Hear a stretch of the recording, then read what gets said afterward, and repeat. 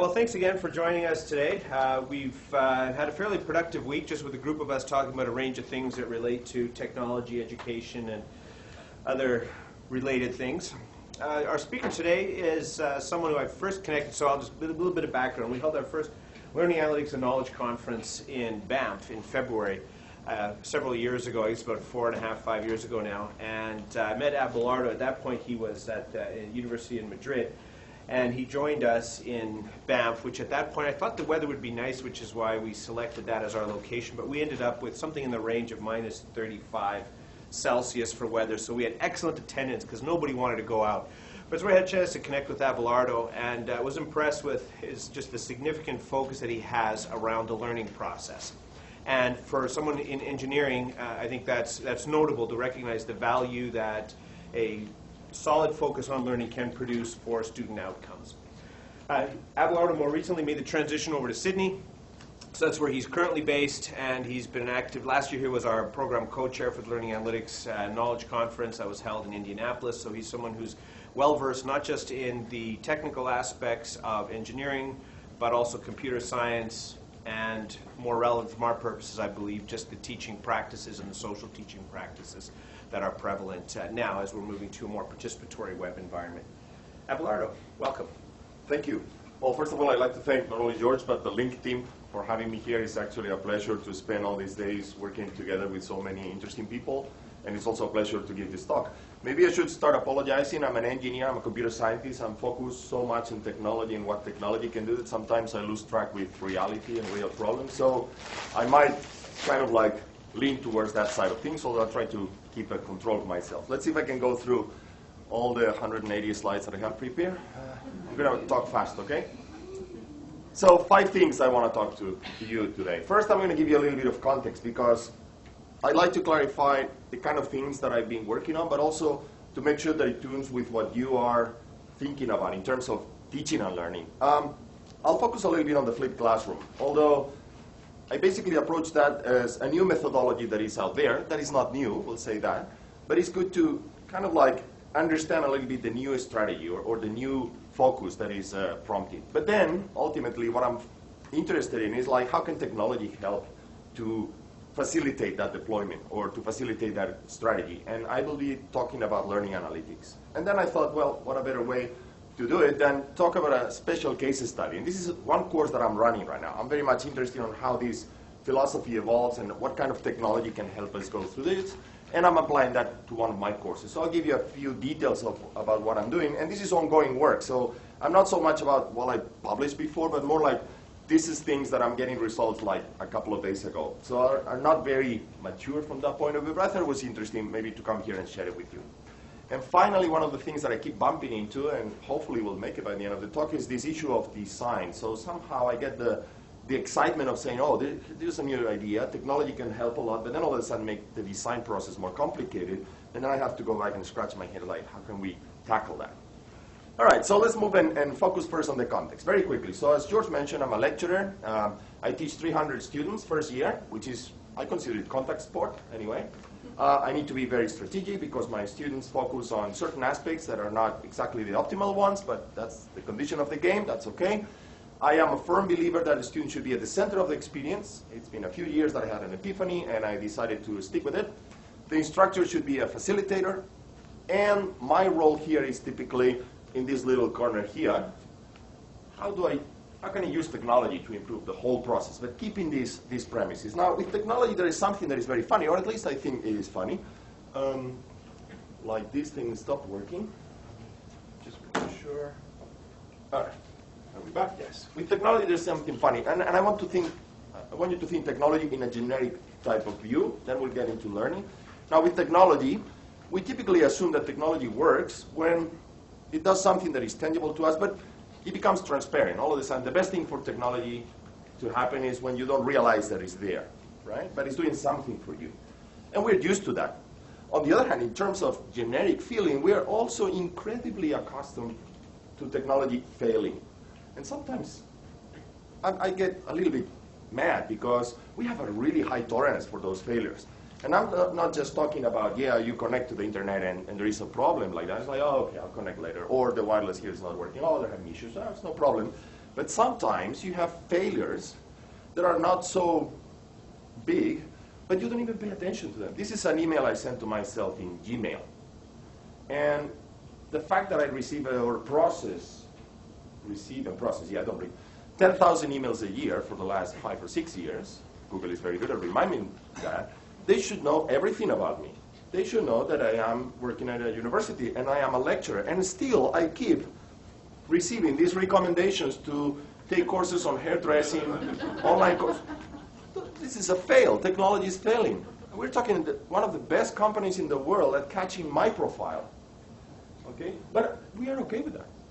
It's not a big deal. Now let's move very quickly to learning. So here's learning, another context. So we're not talking about pitching ads to you. We're talking about learning. So for learning, technology eventually will give you a very personalized learning in a digital environment. That's good. So let's throw technology there. But if it fails, it could be catastrophic. The same failure. If I recommend if I do a mistake on personalization, if I recommend, let alone the hairdressing course in there, if I recommend the wrong resource, the wrong strategy to a student, then the price of failure is much bigger. So we are up against a much more tricky environment. Google gets away with it, no problem. Facebook, same thing.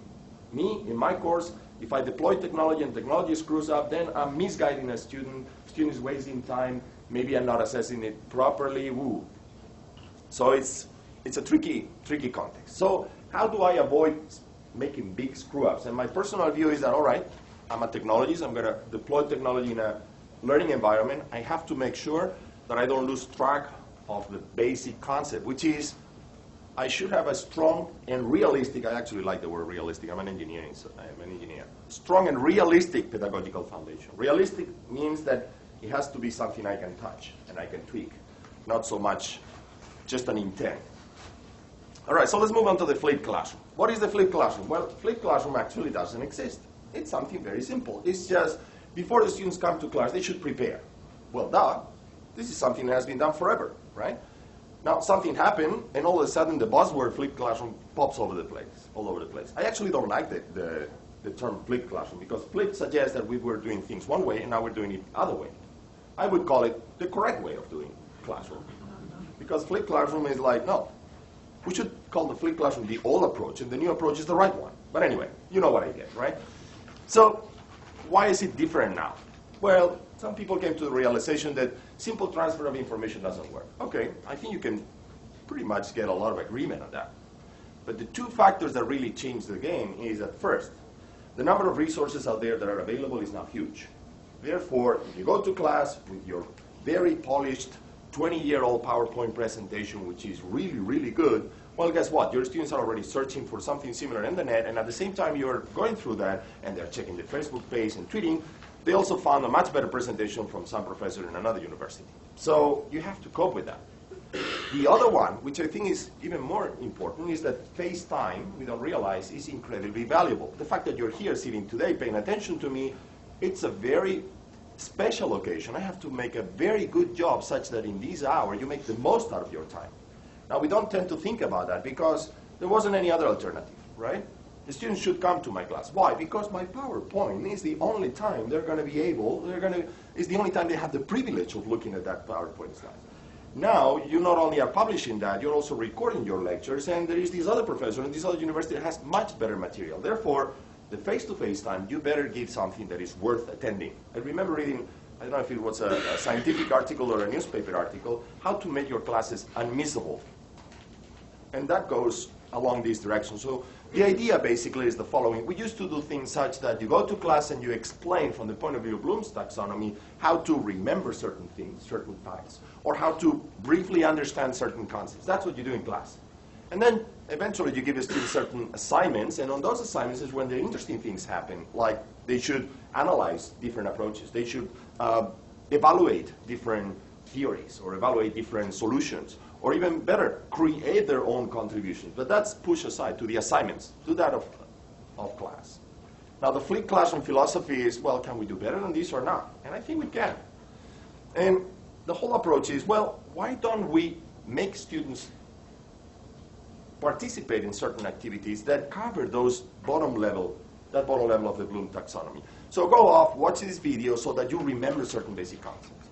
Go off and read this so you understand these basic concepts. Then when we meet face-to-face, we're going to do something much more interesting, which is maybe analyze, discuss, evaluate, create through discussion, through interaction, through tricky exercises that we're going to do all together. And we're going to take advantage of the fact that you're looking at me, I can be looking at you, you can be talking to your neighbor, you can even search for something on the internet. So it's basically making the most of the face-to-face time once we lift the restriction that there is no other alternative, that there are plenty of alternatives.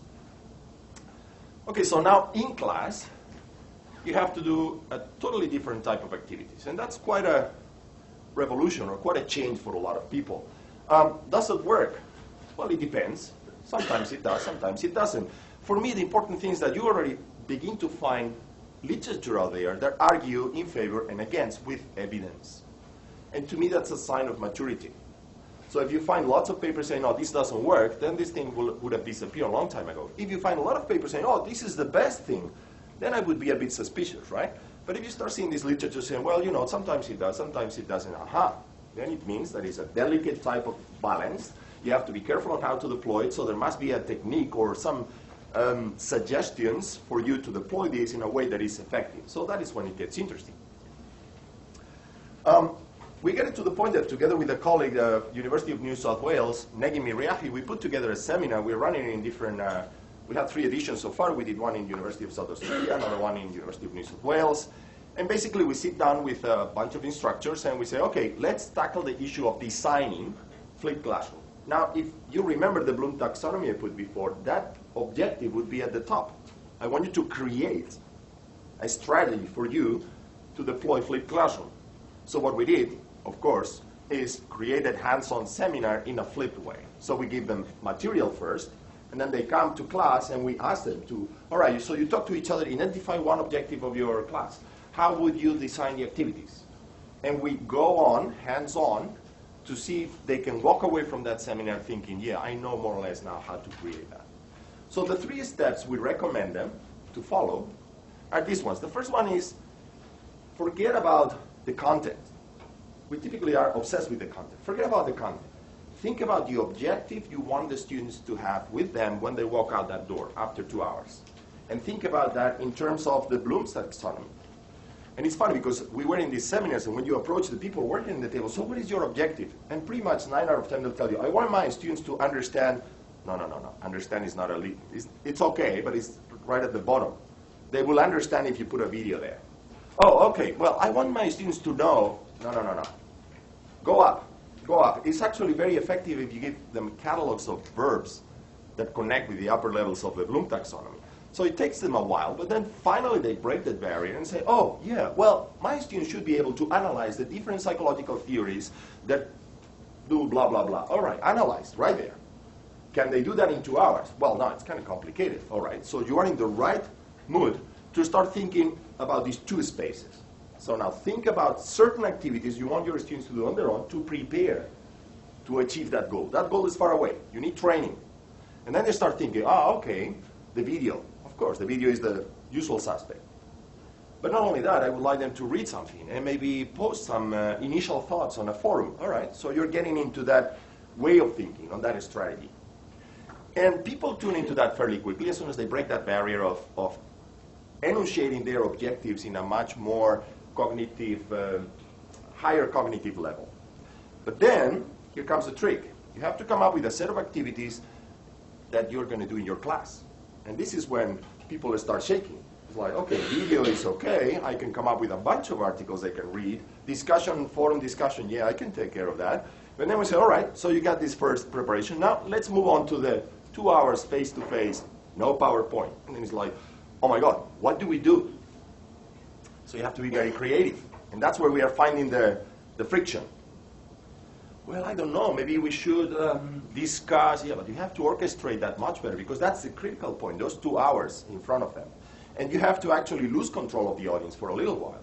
I'll do that with 300 students, so it's a mess. The theater, they are discussing there, and then I get them to vote. Okay, raise your hand if you, and then they get quiet, so you have to regain control. So it's a much more sophisticated environment. And that's when people they start thinking, ooh, yeah, well, that's risky, that's risky. And the idea that goes through their mind is, what happens if instead of participation I get this? And that's when they push back and say, ooh, this is risky thing. This is a risky business. And this is where I tune in and say, well, look, from the point of view of technology, maybe we can help you. Because the fear you have is that you deploy all these activities to prepare, and then they still come unprepared. If they come prepared, if they read the material, then I'm sure you will walk into the lecture theater with much more confidence saying, yeah, we're going to discuss about these issues. We finally are going to nail how to evaluate different psychological theories for whatever, which was your initial objective. So can technology help you ease that anxiety? And one of the answers, and the one that I'm interested in the study, is learning analytics. Very quickly, because I'm sure that most of the people here is familiar with the area. I included a few slides, so I'm going to go quickly. By the way, I love interruptions, so if you feel that you have a question that is burning you, just raise your hand, and I'm more than happy to answer it. I talk very fast, I know, but just raise your hand. I'll be more than happy to answer. So, learning analytics. So what is this business? Technology is going to help us doing exactly what? Well, we are very, very subjective. This is one of my favorite images. These two tables are identical. No matter how you look at them, they are identical. You measure them, and you get exactly the same dimension. Even though you're looking at them, it's like, oh, that cannot be. It is. So we're not that good at perception.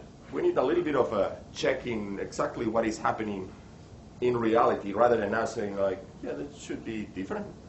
So somebody called George, you probably might know, stated something that I think it connects with what I'm trying to solve here, which is, well, we are already making sense of our surroundings, but the interesting part, or the one that I like to talk about, is that technology is going to shape that. It's going to reshape that. And this is something that connects with the flipped classroom. Students are going to start making sense out of certain material outside. I want to know what is happening there. I want to understand a little bit their strategy. Can I use technology for that? Yes. And it's going to change the process, definitely. So the overall goal is that if I gain insight through data, through technology about that process, perhaps I can make it better. So the overall goal for me is to make the experience of my students better, collecting data, knowing about their approach, but not at the level of a single task, but at the overall level of the course, perhaps, modules, lessons, whatever you want to call it, and see if I can then intervene in that environment and improve things for them. So the best way, or the quickest way that I found that for people to grasp this process is you can divide it into these 5 steps that I'm showing here. You definitely need first to collect evidence. You need to have technology there listening to what happens. Then, first trivial step, let's report that back. And the work that I'm going to show you now, which is ongoing work, I kind of decided to kill the intermediate. I don't care that much about the instructor, I care about the students. Reporting that back to the students. So here is your data. And let's see how I do that. Prediction then. I'm not quite there yet with my case study. I did that before. Prediction. And with the prediction then, you are in a very good position to start acting and talk to the student or give the student some digital resource that says, oh, by the way, if I were you, I would do this based on this observation. And the final thing, which I think is very important, is this refinement. So you keep repeating these four steps with this refinement such that you tighten your observations and your deductions. So what am I focusing on? I would like to observe my students while they work. My image that guides me a lot is when they come to my office because they're totally confused about something, that's when I get most out of them. Because they sit in front of me, they tell me, you know, this is very confusing. I have no idea how to approach this. And typically what I do is like I start a conversation, what everybody else would do, right? And you ask a lot of questions to them, and they ask questions to you.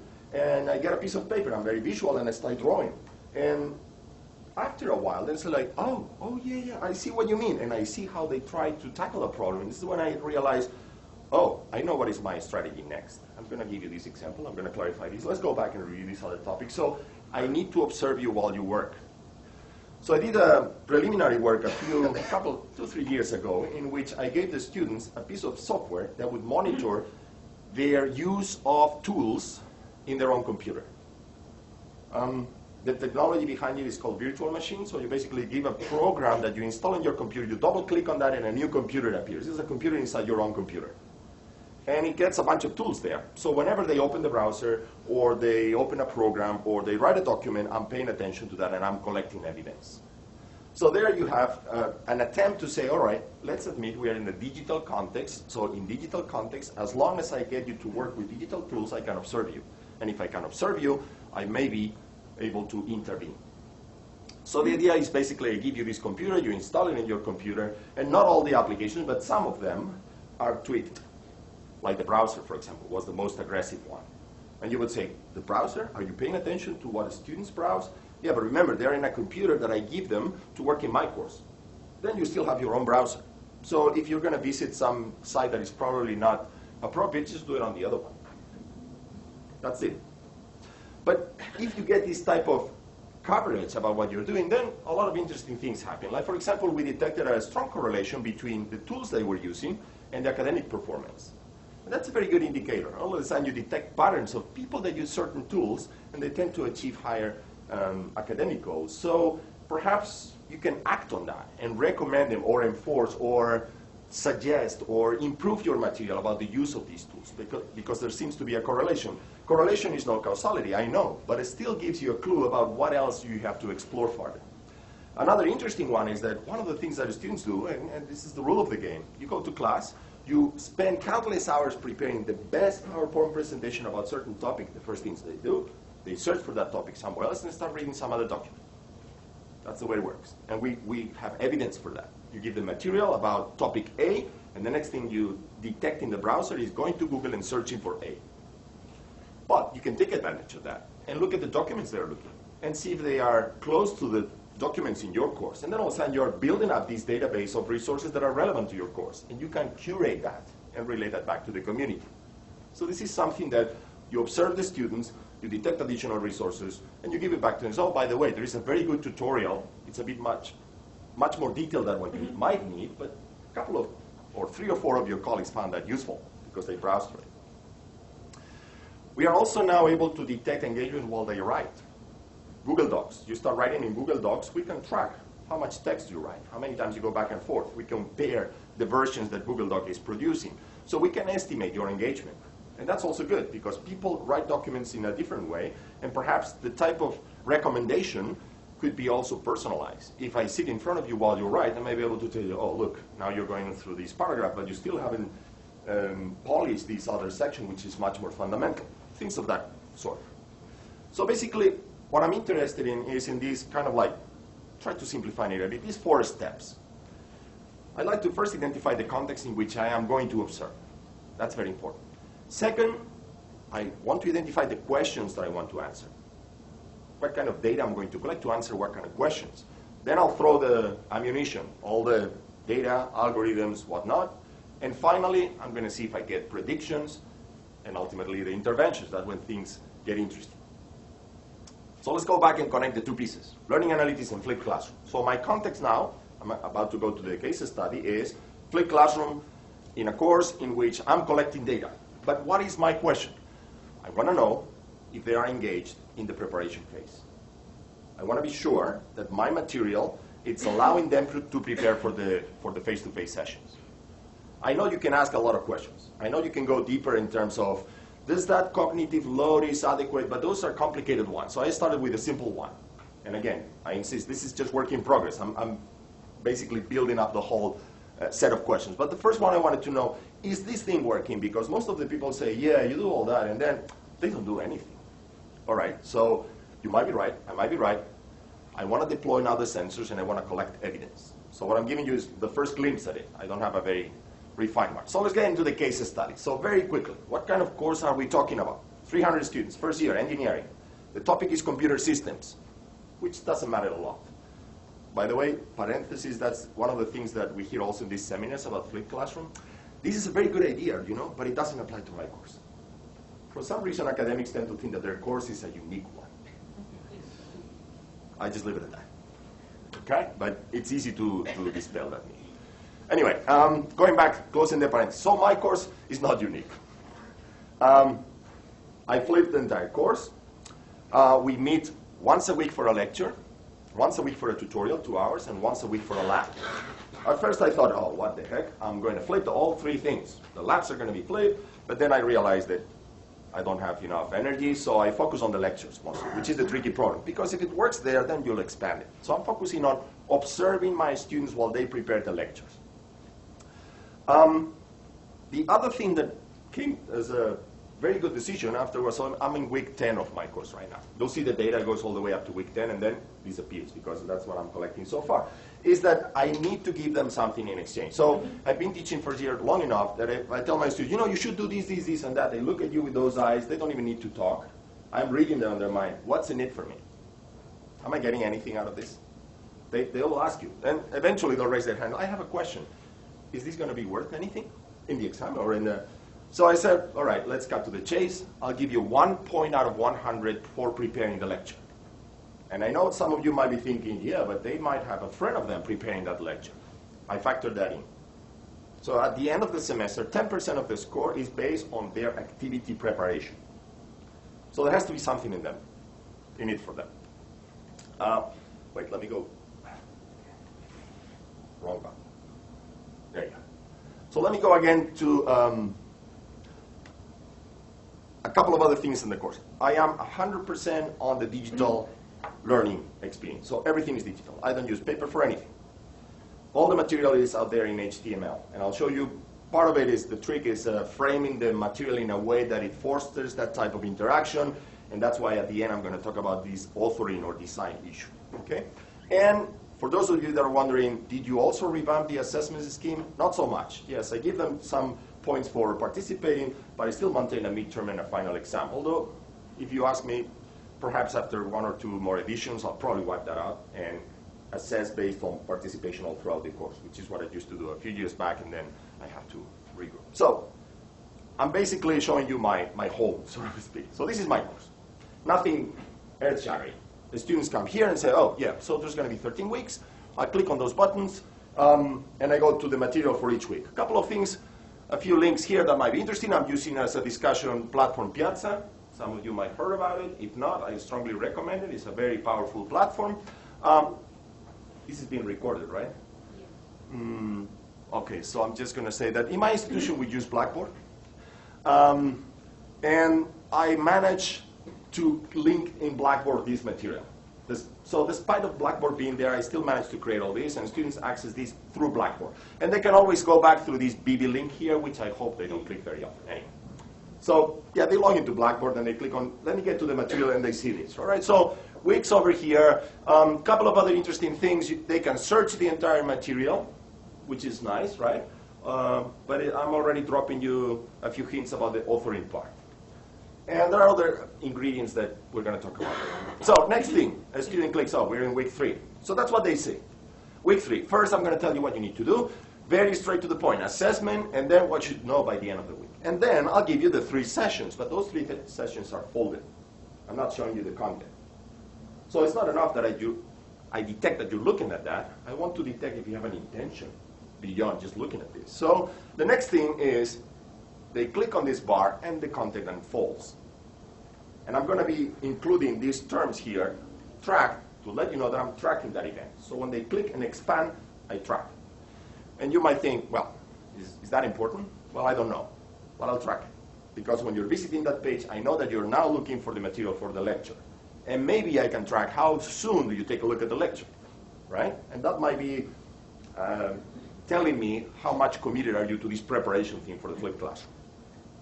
So there you can see just 2 sections. The activities to do before the section and activities to do during the section. 2 scripts, so to speak. And it's just a list of things. And as you can see, I am already anticipating that you have to do some videos, some reading, and this is the important part, the sequence of problems. Oh, the fire alarm. All right. And a sequence of problems, which, by the way, and is clearly stated here, is where I take the score for your participation. So here is the game that I'm putting in front of them. I'm giving you a bunch of activities for you to prepare, but only one of them counts to your score. So you see where the game goes, right? How many of you are going to use the other ones? Or are you going to be totally strategic and let's go straight to the sequence of problems. If I get my point, that's it. Which is what most of the students will do. That's what I want to know. And I want to collect evidence about that. Do they know which one counts? Yes, this one. I was explicitly transparent about that. And not only that, in my first lecture I said, I'll give you a bunch of activities, that's the one that counts. Because if I don't say that, I'll get that question in 15 seconds, so why waste the time, right? I've been teaching first year for quite some time now. All right, so one of the resources, the video. So I create the video. Now the video is interesting because in order to create videos, I read literature about what kind of videos should you create, the length, whatnot.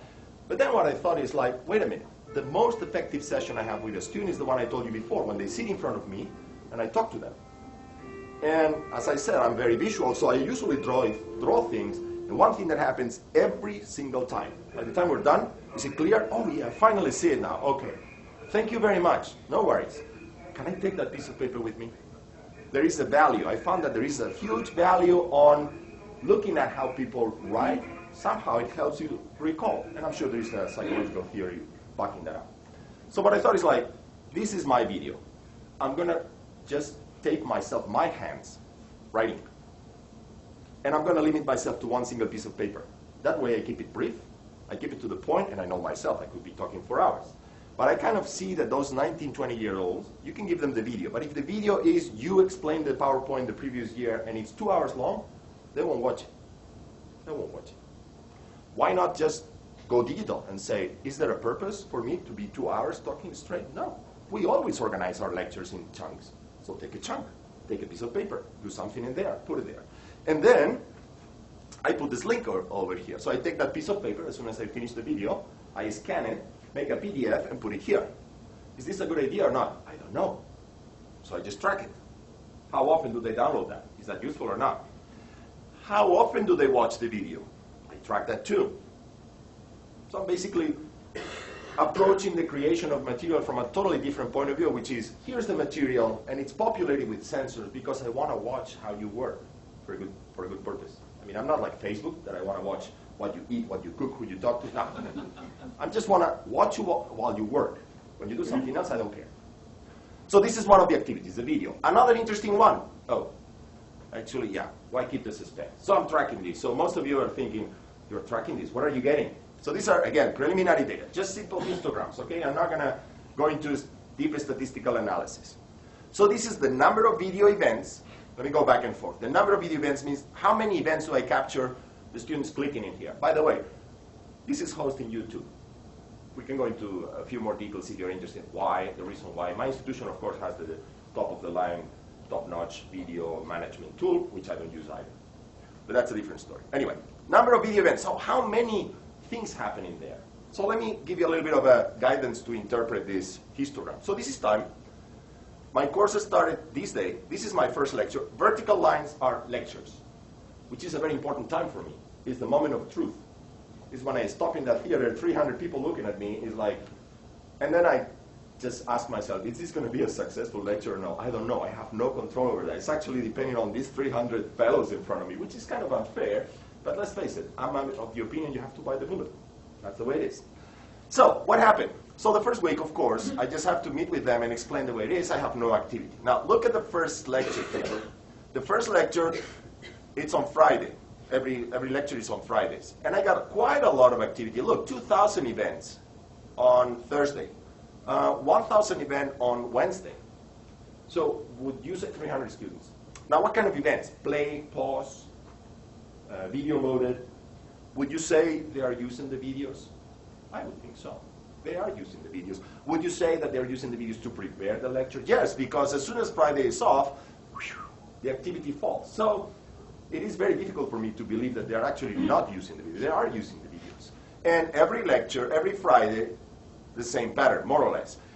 The reason why you see ups and downs is because the number of videos fluctuate, and therefore the number of events you collect also fluctuates. I should have this corrected by the number of videos, but I didn't have time to prepare much more than that. Now, what happened here, you might be thinking.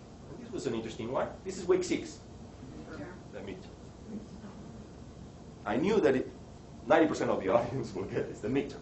Now, there is an interesting reading here, which is you give them all those activities because you all of a sudden got convinced that you have to move into the flipped classroom. All right, so you buy the flipped classroom. But most of the academics I talk to, they're very pragmatic. And they say, yeah, this is all good, but how about the midterm? Are they going to study for the midterm or not? Well, here is some argument that if you give them the right resources and they prepare the class, this is basically them reviewing for the midterm, which means the spike in here is that they're going back and checking all those videos. So my conclusion is, if you build it, they'll come. It's as simple as that for the videos. Now remember, the video had a PDF down here. And this was an experiment. I always thought the PDF has some value. But to be honest, I'm clueless. Is it or not? Well, let's find out. How many times is this PDF downloaded? And again, interestingly enough, you see more or less the same pattern. So the PDF is not downloaded just for the heck of it in the middle of the week just to keep with my notes. No, it's downloaded massively at certain peaks. And it's also reviewed in the midterm. And in numbers, look, 200 downloads here, and I have 300 students, so they keep downloading that. Or even when they are preparing for the session, if you take the accumulation of these bars over the entire week, you go above 300. I'm not saying that all the students download this, okay? It's still, this data is not that refined. But you have quite a lot of activity. Okay, what are the things I have? And this is something I'm collaborating with Dragon and with Shane. Some of the videos we ask them to annotate. So go to the video, but this is something a bit more sophisticated. I want you to watch the video and annotate. And I'm asking you what you should annotate. So this is a tool called Class that we're running, and they can annotate general comments, but I also ask them to annotate certain concepts at certain times in the video. And again, we are tracking these two things, the annotations. Results, are they using it or not? Well, you see the number of annotations, they go up. This is not exactly the number of annotations, but the number of times they answer certain questions that pop up when they annotate the video, but you also detect certain activities. This one I don't have it segregated by dates, but the pattern you see is pretty much the same. This is much more telling you that, okay, the annotations tend to be intense in some sort of answers here, and pretty much every of the 4 videos that we were analyzing, this block here is one video, another video, they all have their peak. So I do have certain students also annotating those videos. More things I deploy. Not happy just with you watching the video, because you could be watching the video, and I've seen this in the libraries, right? You put the video, you put it on, you're standing with your body, and then I say, oh, by the way. Or even better, you take your phone while you're watching the video and you check your Facebook, right? So, okay, we need to do something about that. So, multiple choice question. I know that some people might say, oh, not the multiple choice question again, but look, it's better than nothing. And these multiple choice questions, and I am very upfront with them, they come for nothing. They're just there for you to make sure you understood the video, because who knows? So basically I'm gambling on them saying, well, I watched the video. Did I get it or not? Well, just in case you have the doubt, I'll give you here a few questions for you. And these few questions are implemented a little bit, they are trivial, I mean the usual multiple choice questions, but they have 2 buttons that appear and disappear. So first thing they have to do is they have to answer. As soon as they answer, I tell them what happened. And as soon as you answer, you have 2 options. Do it again or watch the solutions. Take a look at the solutions. And it's up to you. So it's basically a 3-stage type of thing. And students, I see them like traversing those stages. So I face the question, I answer, correct or incorrect, and then I either try it again or watch, or I want to see the solutions. And I'm tracking that. Now, the first interesting question is like, all right, so they watch the videos. But do they stop here or do they keep going and do these questions? And again, 2,000 events you collect over here, another 1,200 over here. You see the same pattern of the lectures, and they get hammered the week of the midterm. So it seems to be a very coherent pattern here. I build those videos, I create them, I give them the PDF, I give these questions just in case, and they're going into that. Despite the fact that counts nothing towards the final score, which I find is very rewarding. Okay, what other things did I do? Well, the video is okay. They're digital natives. They might be inclined to the visual thing. So what happens if I squeeze an activity that says, and by the way, you should read this. Remember reading? That's what you should do. Will it work or not?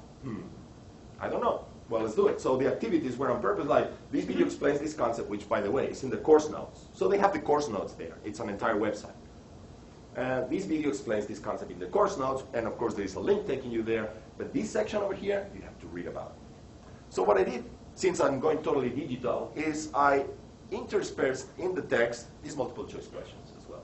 So you're talking about a section, and right there you put that question. Oh, by the way.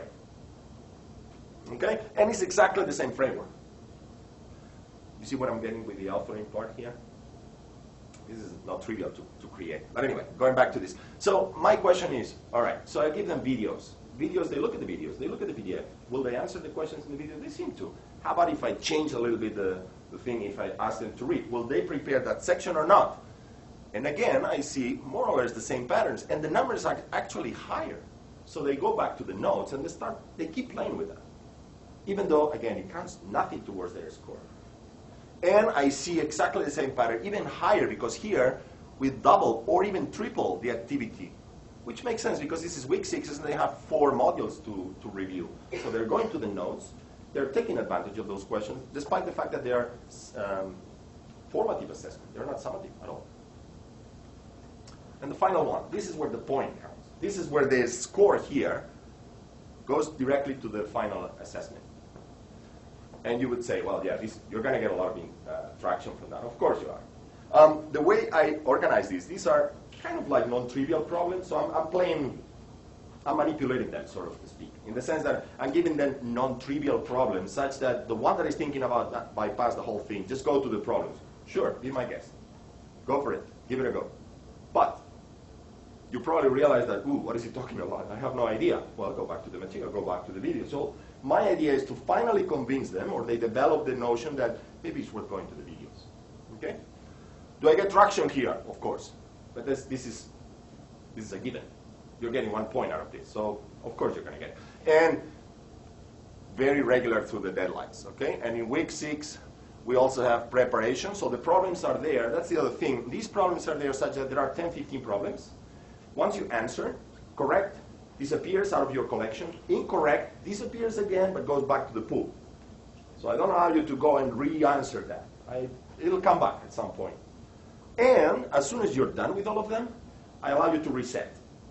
And resetting is like 2 weeks later, you already forgot mostly about this, go back, do it again. It won't count because you already did it, but it will help you prepare for the exam. And the data seems to suggest that they got the message. More things. Well, this sequence of problems is actually interesting. This is one of the data that I'm collecting for the instructor, and I'll connect to that a little bit later.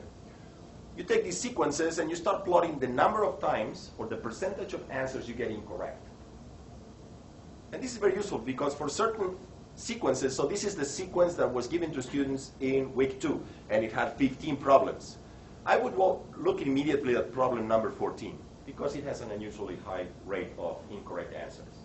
Maybe you have to rephrase that. Or maybe you have to provide additional. So from the point of view of collecting the statistics and giving it back to the instructors to review the material, it's also fairly useful. Okay, and finally, this is just additional experiments that I throw in there. One of the main problems that I found myself with this approach is that what if I give them too many activities to prepare? Workload. We all overprogram. Not only we think our course is special, we always give them way much more than what they need. So what is my approach to that? Well, I'll put another little question here. Say, by the way, how long did this activity take you? And this is totally optional. If you want to answer that, fine. If you don't want to answer it, no worries. Because it was too messy saying, I'll give you another point if you answer the duration. It gets too complicated. And I'm tracking this. And then you get things like this. So these are 2 activities. I plot the number of answers, which, by the way, you cannot anticipate. I mean, you might have a lot of answers or none, but you can live with that. Again, it's better than nothing.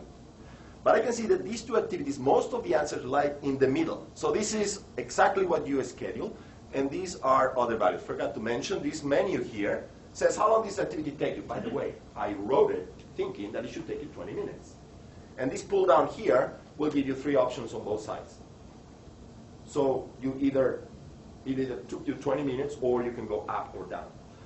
Now, if from there you get this shape of distribution, then it means that I might be more or less doing things okay. And I've seen other activities in which you get a lot of data over here, which means it's over the top. And another one's over here, which is, oh, this is actually too trivial, so we have to review that. So again, it's useful. But you have to kind of like let it go. It's not formal, it's informal. But I thought it was useful. All right, so let me get you back here and show you another interesting thing. As soon as you deploy all that, and if you know your students well, they'll tell you, okay, yeah, but how do I know that I'm preparing correctly for the lecture? How do I know that I'm getting my scores? That's the other thing that worries them.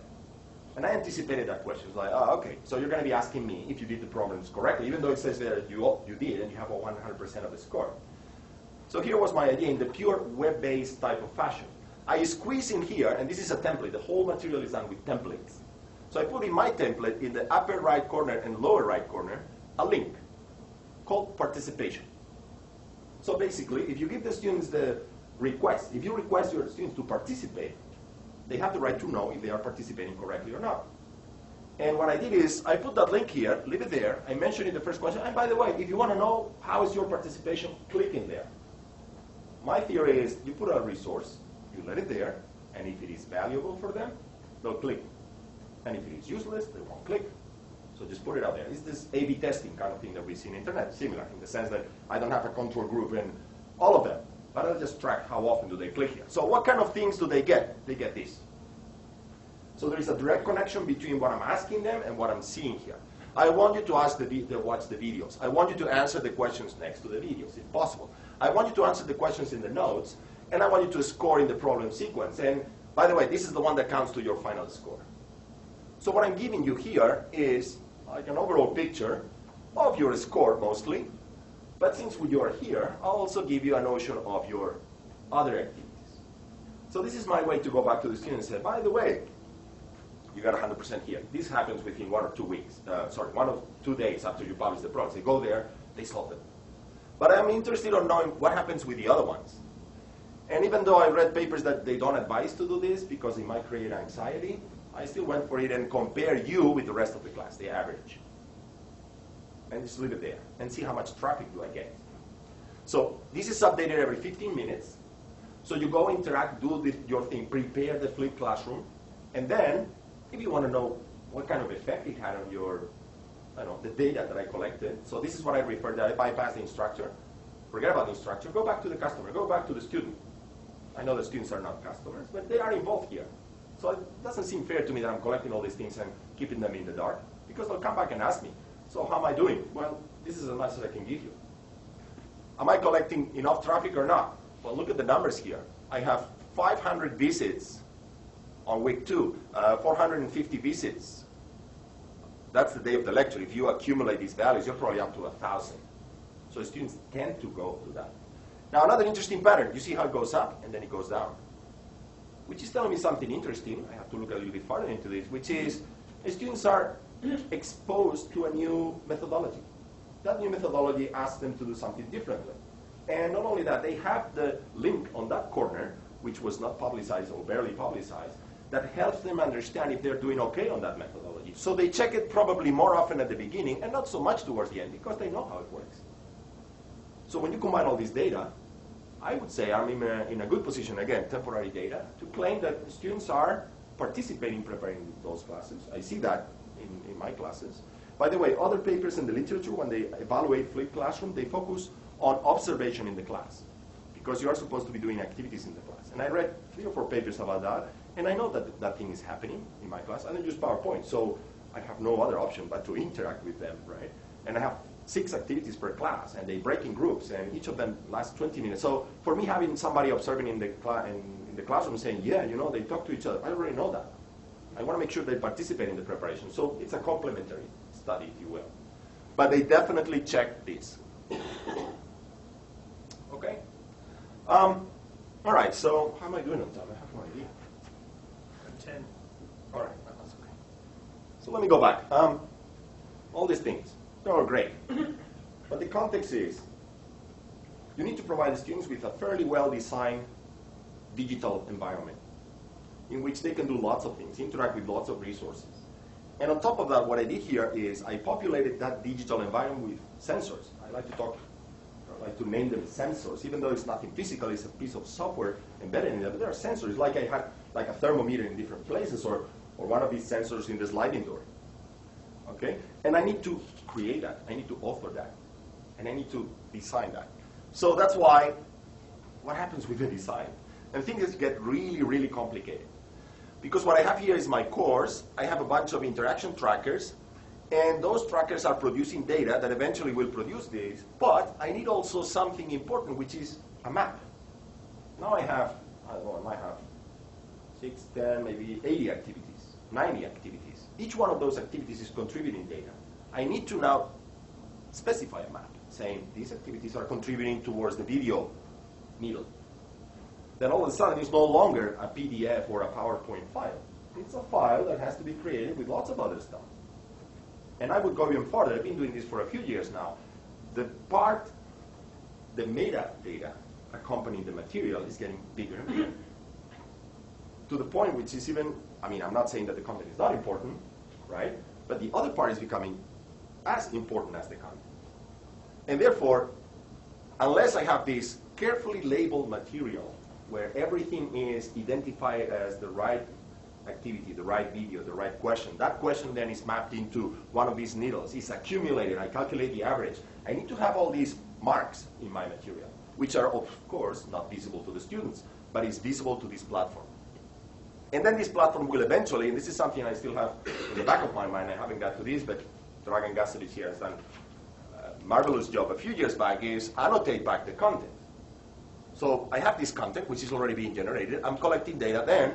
Well, this histogram telling you the percentage of erroneous answers to this question should be shown next to the circuit, next to the problem, to the instructor. So you go back to your materials, oh, look at this.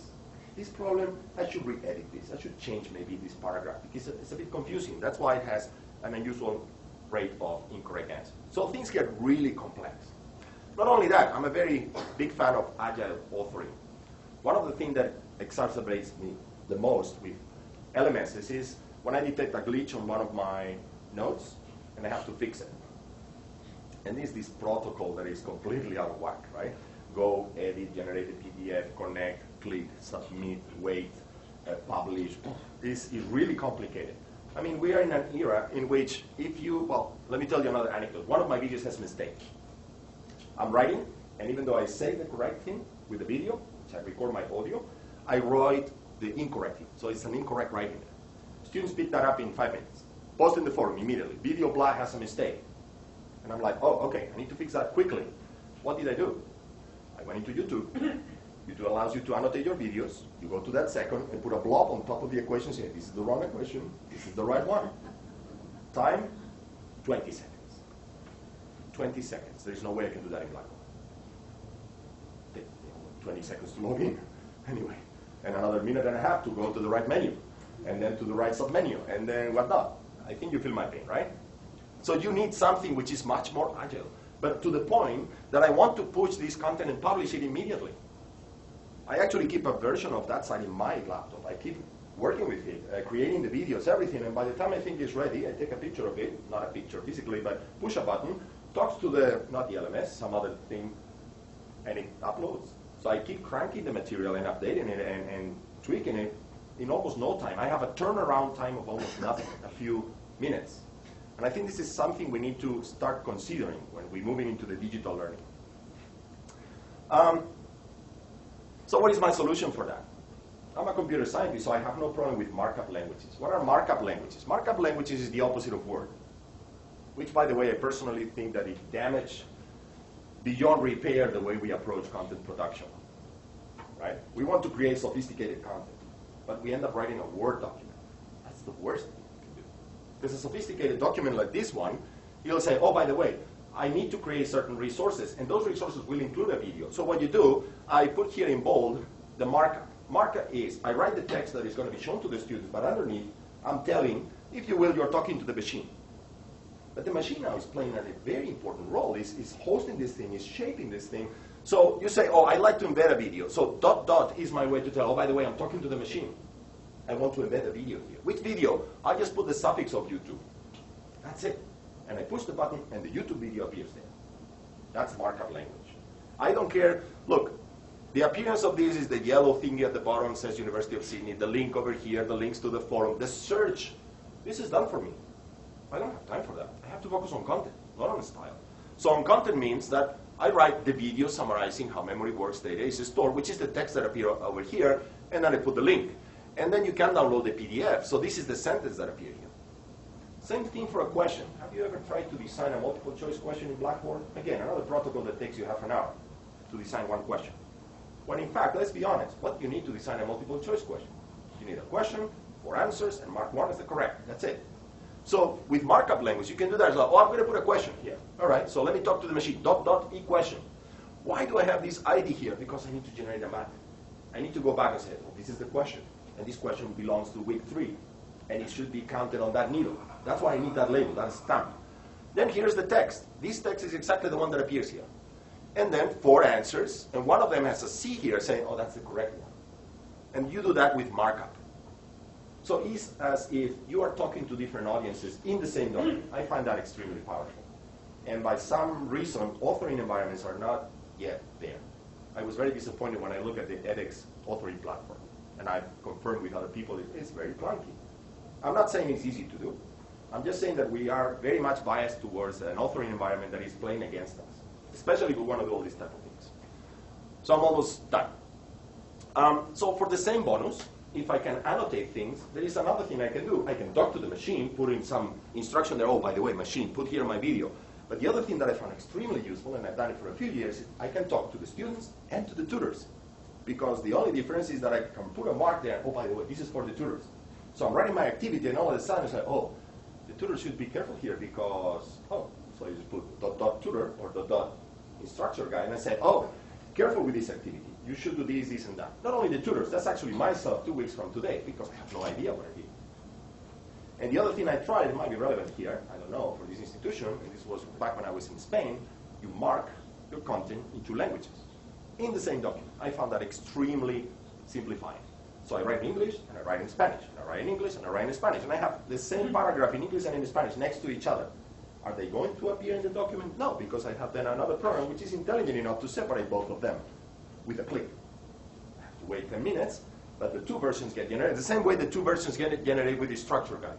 So for my tutors, I offer them an exact replica of the site with this red banner saying, by the way, you are in the structure guide, and you have these extra comments here. And one of them is the kind of objective we're tackling here, because maybe the instructor is interested in that. So the solution, solutions, tutor guide. I put everything, what they call, this technique is called single source document. But for me, it's like if they tell you tomorrow that you're going to go to the North Pole, and they tell you, oh, by the way, you should be wearing flip-flops. I'm not going. I need the best suit I can get to go to the North Pole. Or you're going from here to Venezuela, and we will give you a bicycle. No. I need a plane. I need the right tool. So for me, the right tool is this single source document. I can start tackling these things much easier. Okay, so the question is, how do you convince people to use this? I have no idea. Okay, but the technique that I'm using, by the way, all this I didn't mention it, or perhaps I mentioned it. This is plain text.